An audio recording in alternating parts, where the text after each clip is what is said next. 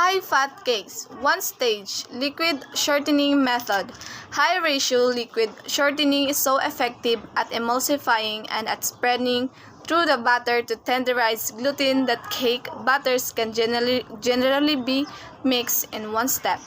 Mix at low speed until the dry ingredients are moistened to prevent dry flour from being thrown from the bowl. The mix of a high speed followed by a period of medium speed to properly develop air cells and create smooth, fine texture batter. So you're going to mix it well lang yun to para smooth lang ang iyang result sa imong cake. Sa texture, also sa texture sa batter. And then a flour batter method. The flour batter method is used for only a few specialty items. It produces a fine texture cake, but there may be some toughening due to the development of gluten. Flour batter cakes include those made with either emulsified shortening or butter or both.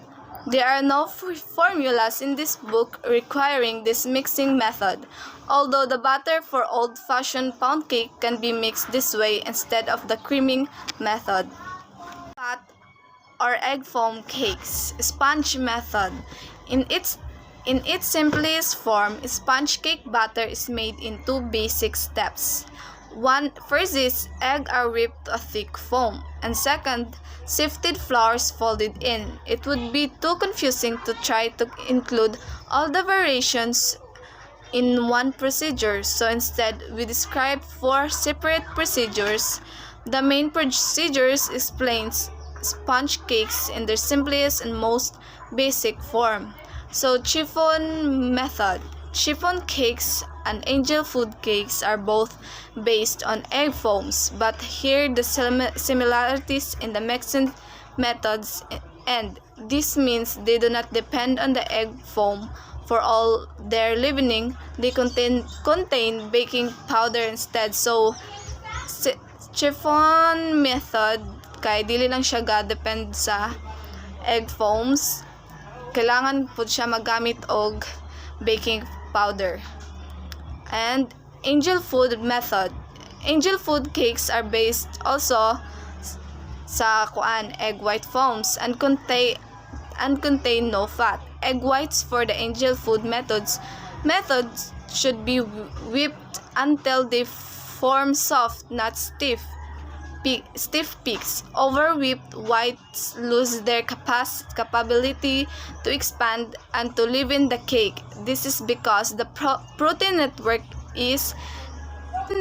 in stiffly beaten whites has already stretched as far as it can. If the whites are whipped to soft peaks instead, they can stretch more during baking, allowing the cake to rise. Combination creaming or sponge method.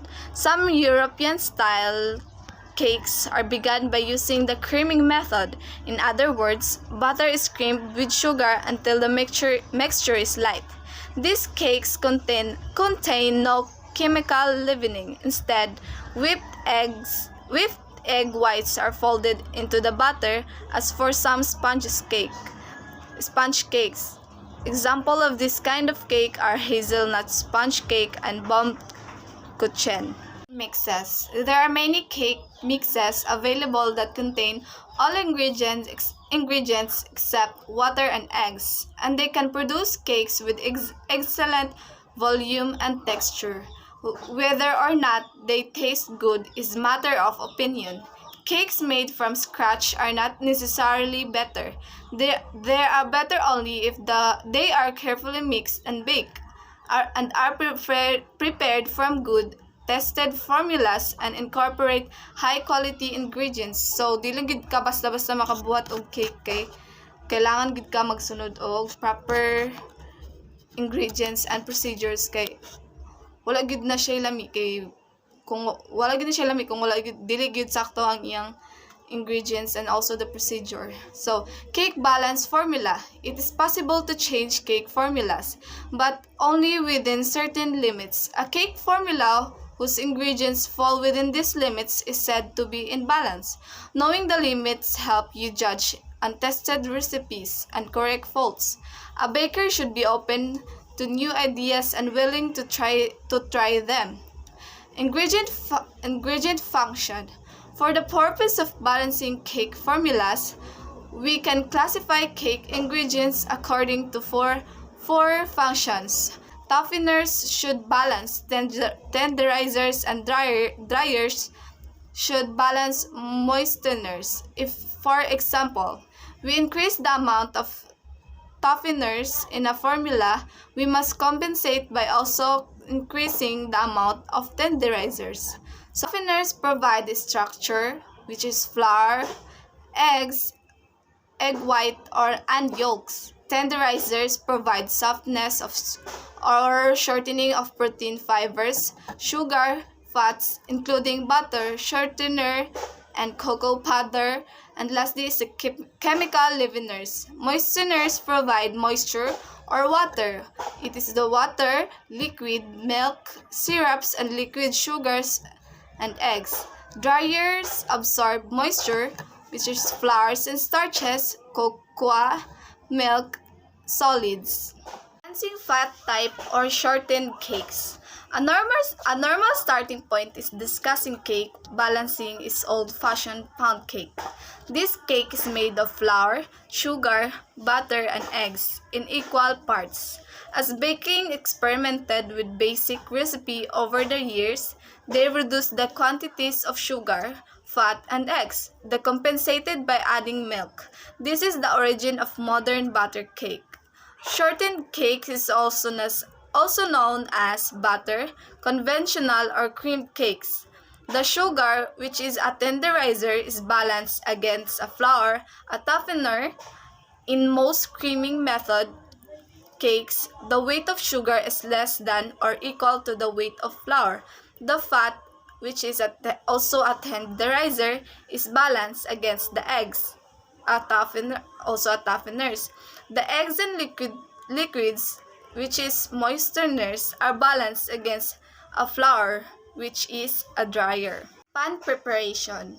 Prepare pans before mixing cake batter so cakes can be baked without delay as soon as they are mixed. For high-fat cakes, layer pans must be greased, preferably with a commercial pan greasing preparation. If this is not available, dust the grease pans with flour and tap out the excess. For sheet cakes, line the pans with grease parchment. For thin layers, such as for Swiss rolls, it is necessary to use level pans without dent or warps.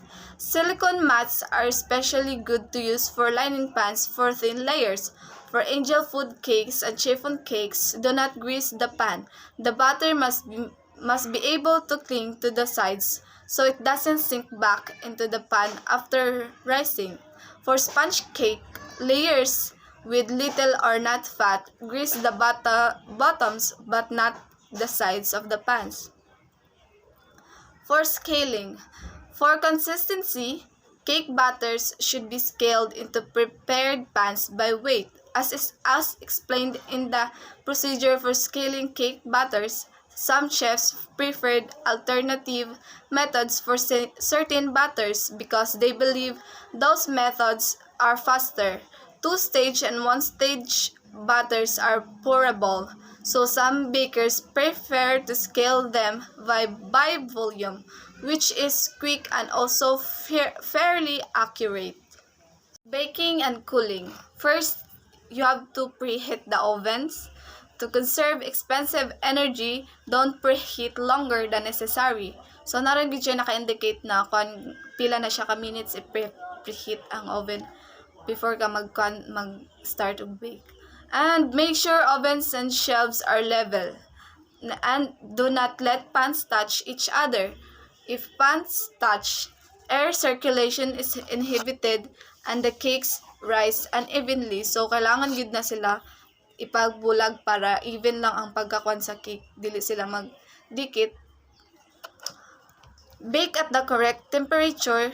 Too hot an oven causes the cake to set unevenly with a humped center, or to set before it has fully risen. Crust will be too dark. Too slow an oven causes poor volume and texture because the cake doesn't set fast enough and may fall. So, it also needs a correct temperature before ka mag-bake sa imong cake. If steam is available in the oven, use it for crimp, two-stage, and one-stage batters. These cakes bake with a flatter top if baked with steam because the steam delays the formation of the top crust. Do not use steam with sponge and angel food cakes. Next is, do not open the oven or disturb cakes until they have finished rising and are partially browned. Disturbing the cakes before they are set may cause them to fall. So, dili jud na nimo siya kailangan na perminti i-check ang cake samot nang bago pa lang nimo gibutang kay namo giuban nga kung excited lang kay sila na maluto ilang cake busa sige kada jut ilang i-check ang ilang cake if unsa na itsura. So, dili gyud na siya pwede i-disturb. So, cool angel food and chiffon cakes upside down in their pans so they won't collapse back into the pans because they are baked in ungreased pans so they won't fall out of their pans. When completely cool, they are sturdy enough to be pulled out of the pans without breaking. For doneness, shortened cakes shrink away slightly from sides of pan. Cake is springy. The center of the top of the cake springs back when pressed lightly. So sa nakatry na og bake, nakapansin mo ba sa inyong itap ang center sa inyong cook na bake na cake, mukuan siya, murag mo bounce back like that. Basta i-press nimo, like fluffy gid kay siya. Cute. And a cake tester or wooden pick inserted in the center of the cake comes out clean. So kung ang imong cake is luto na, i-test na siya sa toothpick. I-test nimo murag imong lubong gid siya sa ilalim din pag gawas, pag wala na siya ikuan. Pag limpyo na siya, luto na gid na siya. So, yeah. Cooling and removing from pans. Cool layer cakes and sheet cakes 15 minutes in pans and turn out while slightly warm because they are fragile. They may break if turned out when hot. Turn out layer cakes onto racks to finish cooling. Cool angel food cakes and chiffon cakes upside down in pans so they do not fall back into the pans and lose volume. Support the edges of the pans so the top of the cakes is off the bench. When cool, loosen the cake from sides of the pan with a knife or spatula and carefully pull out the cake. Turn out sheet cakes. To turn out sheet cakes, sprinkle the tops lightly with granulated sugar. Set a cake board on top of the cake and then set an empty sheet pan on top, bottom side down. If a cake board is not available, just set the upside down sheet pan or on top. Invert both pans, remove the top pan, and peel the parchment paper of the cake. Altitude adjustments. Leavening. Leavening gases expand more when air pressure is lower, so you must decrease the amounts of baking powder and baking soda. Also, reduce creaming and foaming procedures so less air is incorporated.